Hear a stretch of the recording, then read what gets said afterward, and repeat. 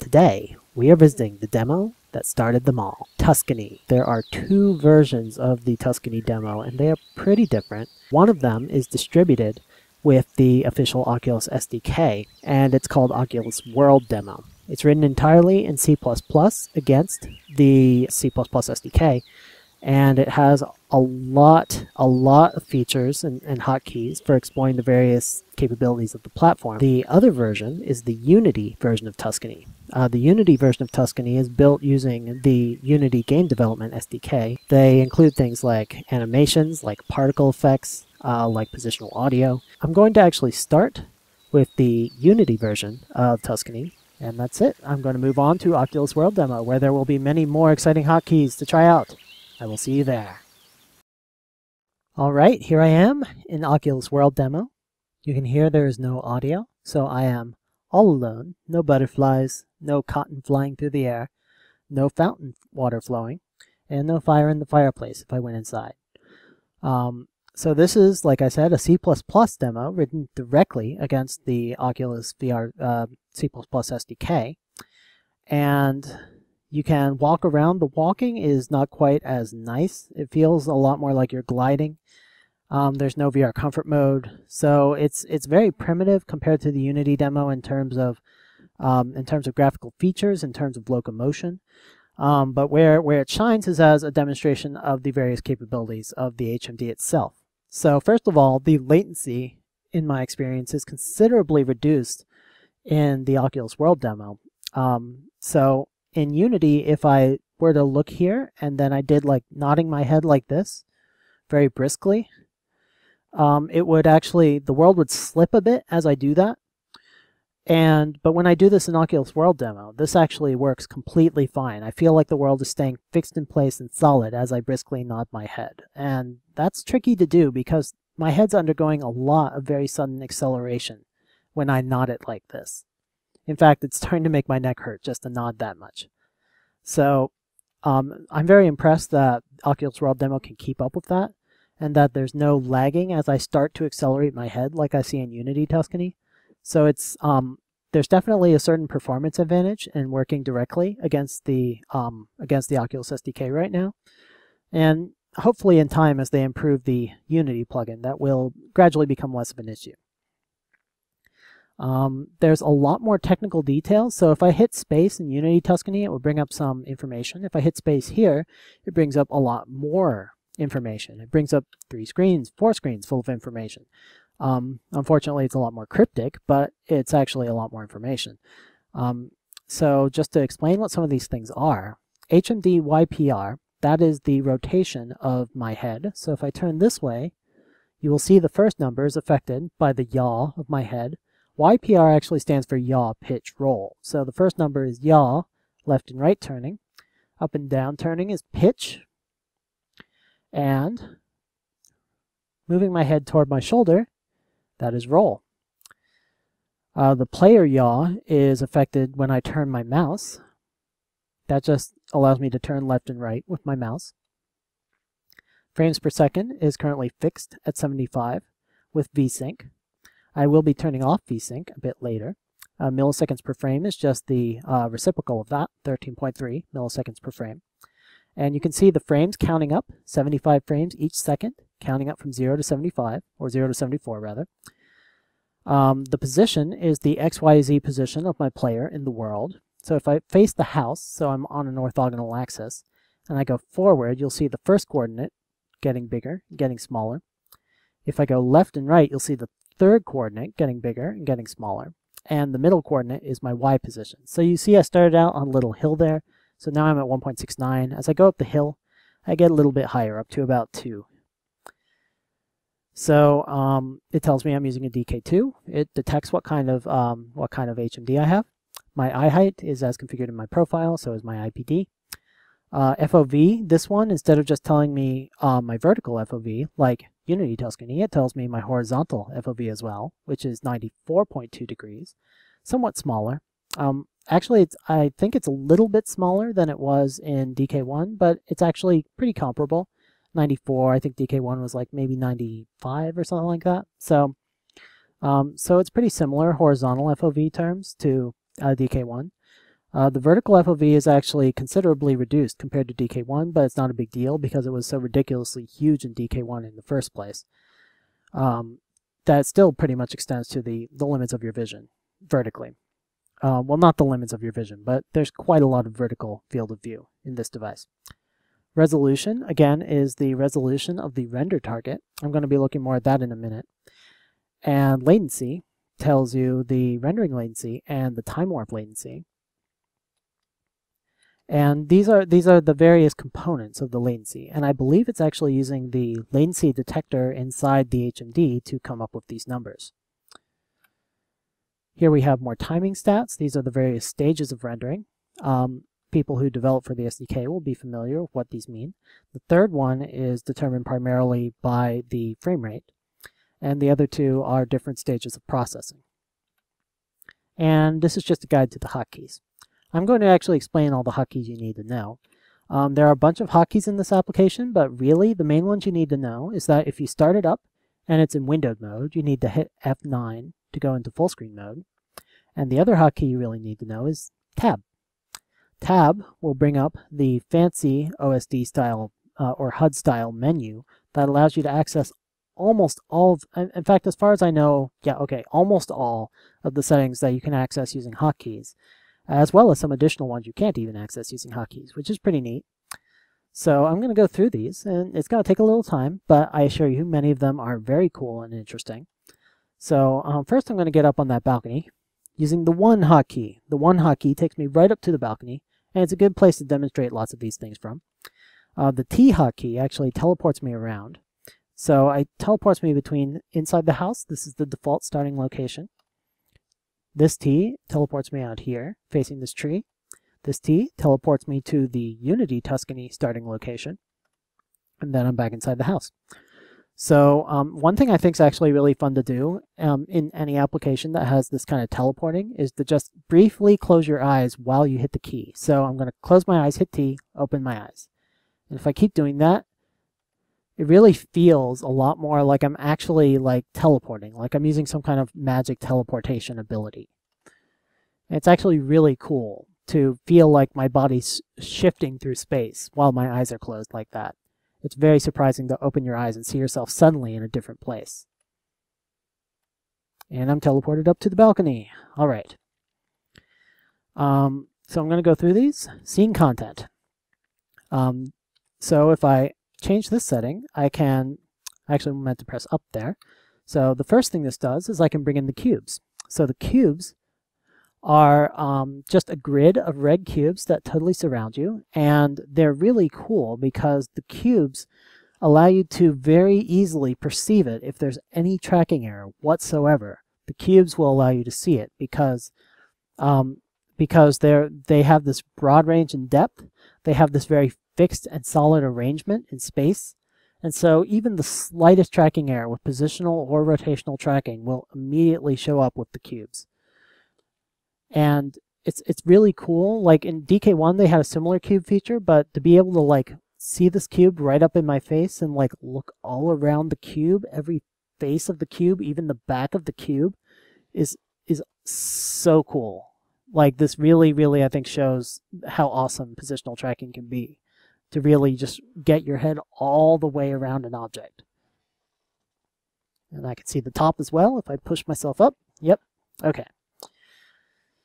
And if I go back into that menu and I hit up again, now we're in Oculus Cubes land. Oculus Cubes land is not superimposed over the scene, and each cube has little web pages on it. I believe this is Oculus's Facebook page, actually. Yeah, I think it is. And there's quite a bit of detail in every texture, and all the cubes have the same texture on them. So it's a kind of a cool demonstration of just how many finely textured cubes you can have arranged like this. I'm not sure what purpose it serves exactly beyond just the regular cubes, but it's there.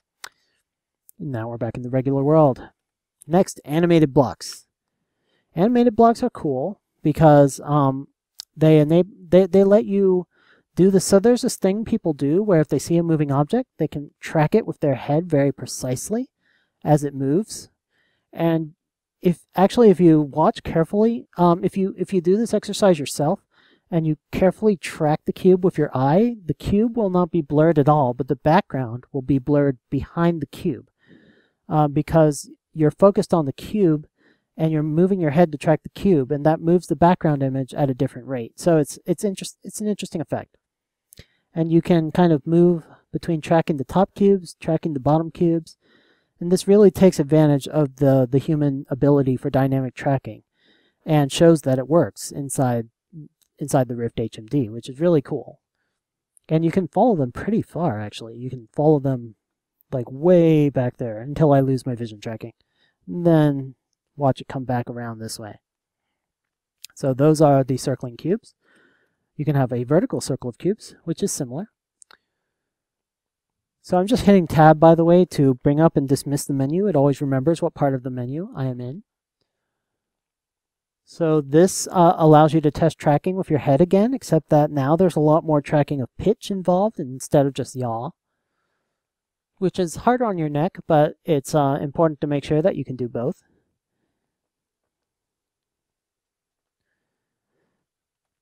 And last, the bouncing blocks. I'm not entirely sure what the point of the bouncing blocks is, but I'm going to speculate. So if you look at the bouncing blocks, the ones far away from you over on the left there are bouncing slowly up and down, bounce, bounce, and the ones closer to you, like this one here, bounce, bounce, bounce, and this one goes faster and faster, this one goes faster and faster, and this is the fastest one. So I think what this is intended to show is there's this ghosting effect where the ones on the far left look like they're moving fluidly, like an object moving through space. And as you start to move to the right, the frame rate, the limited frame rate of the display results in you starting to perceive the cube less as a fluidly moving object and more as just kind of a series of frames. So this one, when I look at it, it just looks like I'm like seeing it in all positions at once, and they're just blinking in and out. And it no longer looks like it's a fluid object moving. And to be honest, I don't know if there's any way around that other than to increase refresh rate of your screen. And even if they were to increase the refresh rate to 90 Hertz, it would help with this cube, but they would still need to increase it further to really get the effect that you expect. And they might be able to deal with this with effects like motion blur, things like that. But it's a good demonstration of how there are still limitations to the HMD even today. So I'm going to turn them off. Next, the grid. So the grid has no head tracking. If I move my head, nothing happens. But the point of the grid is if you focus the blue cross at the middle into the same spot in both eyes. So you should now be looking at a static two-dimensional image of a grid. It should look just like graph paper if you're looking at it inside the Rift. And this is a demonstration of distortion. So I'm going to do the second option, which overlays it over the scene. This is a demonstration of the correctness of the distortion correction, the distortion transformation. So because I see this as, if they were to just render a perfectly regular grid on the screen, it would be distorted by the lenses and it would appear to stretch outwards towards the corners and towards the sides. But with the distortion correction and warp correction, I can just look at this and it looks like a perfect, like regular graph paper. There's absolutely every square is the same size. All the lines are perfectly straight from one end right to the other, no matter how far I look in any direction. So they did a really great job of making that distortion highly accurate. While you have the grid on, you can change the grid mode. It has 3 modes. One of them is 4-pixel RT centered, which just makes every little square 4 pixels wide. There's 16-pixel, which makes each little square 16 pixels wide, so there's a lot more of them. And there's the lens-centered grid, which was the first one that we saw by default. And I believe what it means by lens-centered is that the blue cross in the middle is immediately below the part of the center of the lens, the part that your eye is looking, or yeah, actually the center of the lens. All right, so that's the grid. Turning off the grid, and now I hit left to go back to the main menu. Now I'm going to talk about the render target. So as I showed you, the render target resolution by default here and in Unity Tuscany is 2364 by 1461. That's compared to the screen's resolution of 1920 by 1080. It's about 30% larger in each direction, which is necessary in order to cover the full field of view, and after the distortion transformation, to not have too much black left around the outside, because that transformation shrinks the image. Now, the catch is that the larger the render target resolution, the more that the harder that the rendering engine has to work, because that's effectively the resolution that the engine is rendering at when it renders the scene. So as that resolution goes up, my frame rate will go down. As that resolution goes down, my frame rate will go up. And to demonstrate this, I'm going to hit V to turn off VSync for a minute. So VSync is off. And you can see my frames per second is jumping up to about 700. If I look at this tree over here, my frame rate drops to about 600. So I have a GTX 780 Ti, so it's able to render this scene at ridiculous frame rates. Also because it has none of those fancy animation effects and such from Unity Tuscany. So about 600 frames per second when I look at the tree. And my GPU fan, of course, is really stressing itself now because I'm using all of my GPU power. Now, if I hide this for a minute, and so the first option is share render target. Share render target, I'm not totally sure what this does. I believe what it does is when share render target is turned on, the left half of the render target is used for the left eye and the right half is used for the right eye. And I think when it's turned off, it actually uses two separate render targets, one for each eye. I'm just speculating though. I would need to check the source code. Dynamic resolution scaling, I'll talk more about that in a minute. Zero IPD, this is a really interesting one. So currently I'm at 2364 by 1461. If I turn on zero IPD, I lose stereoscopy, which means that both of my eyes are seeing basically the same image right now. And so this tree branch right in front of me does not appear to be stereoscopically closer to my face than like it normally does. So let me hit F7 to switch that on and off so you can see. So here it is with stereoscopy, without stereoscopy. With stereoscopy, without stereoscopy. Now, if I look at my render target resolution, when I turn off stereoscopy and hit that zero IPD, my resolution of my render target shrinks to almost half, 1201 by 1461. And you can see my frame rate has now increased from about 600 to about 860, 870. So it's increased a lot. And when I look out at the ocean, it starts to approach 1,000 frames per second. So that increases my performance by quite a bit. And it does that by because it's only rendering one image and then presenting it to both eyes instead of rendering an image for each eye. So that can be an interesting way to increase performance if your player is willing to deal without having stereoscopy, or if your player only has one working eye in the first place.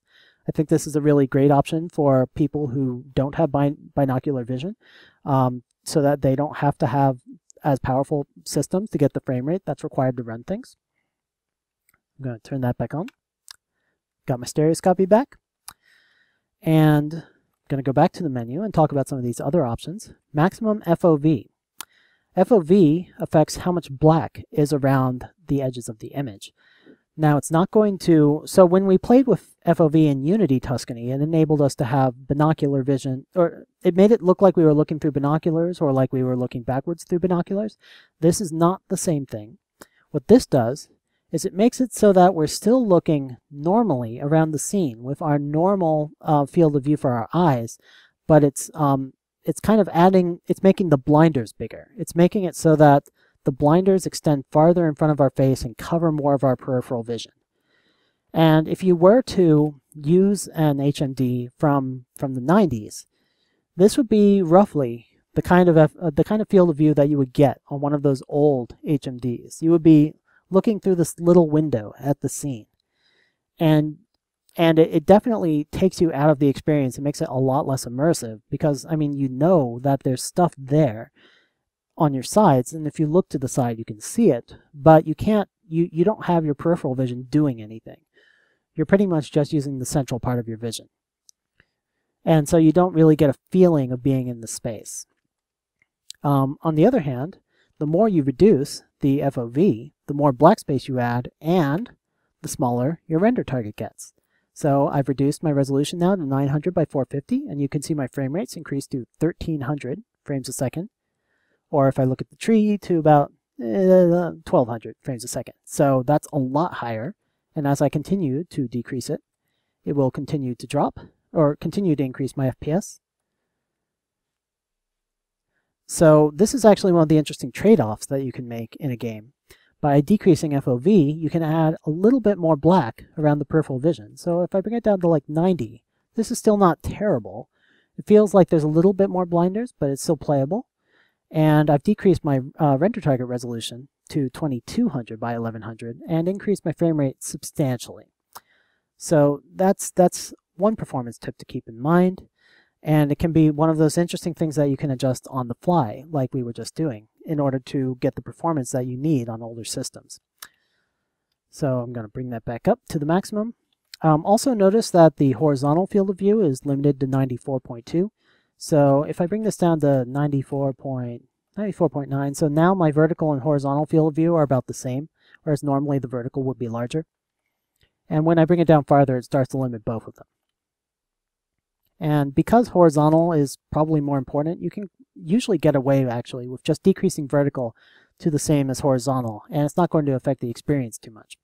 But it does decrease the vertical resolution of the render target by quite a lot, from about 1400 to looks like 1200. Yeah, 1461 to about 1200. All right, so next is pixel density.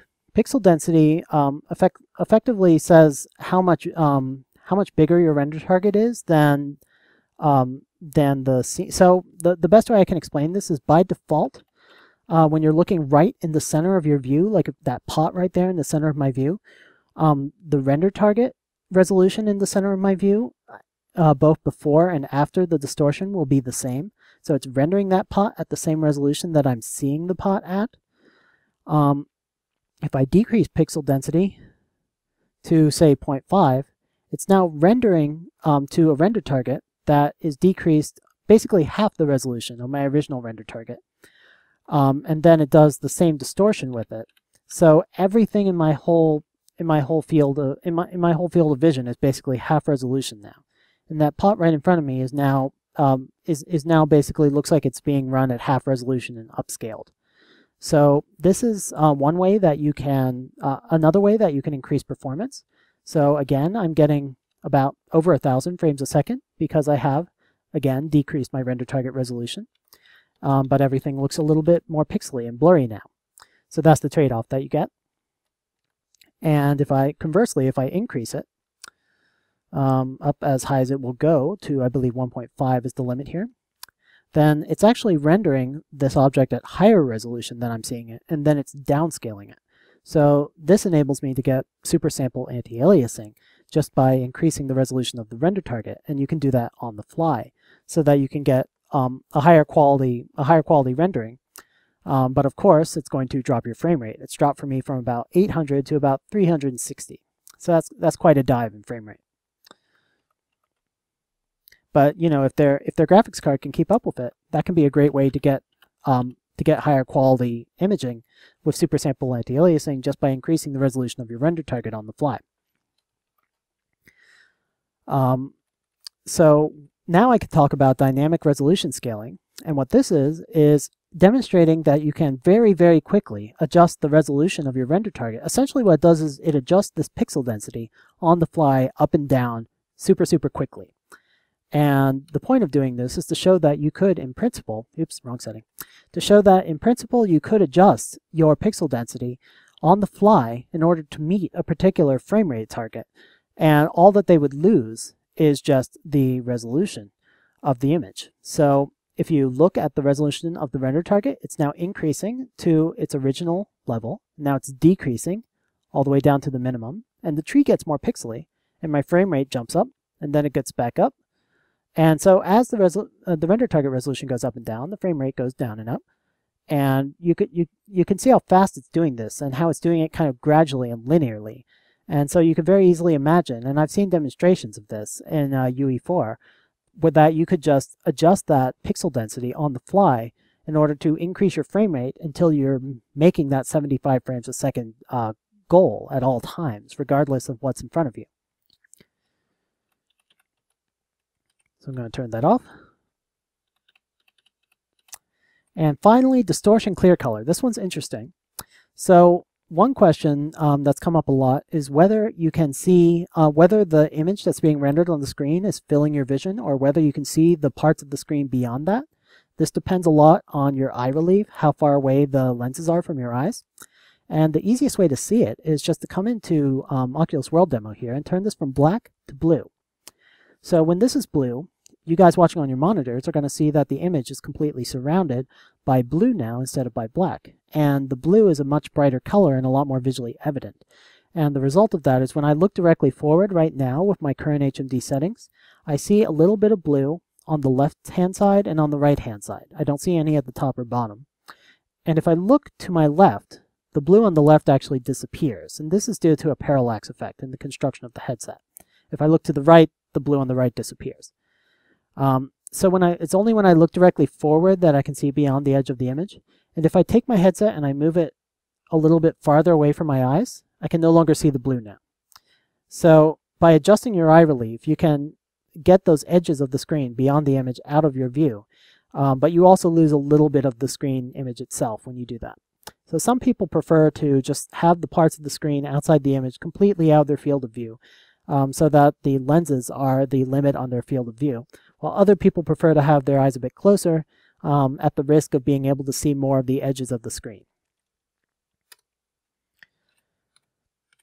All right, that's all the render target settings.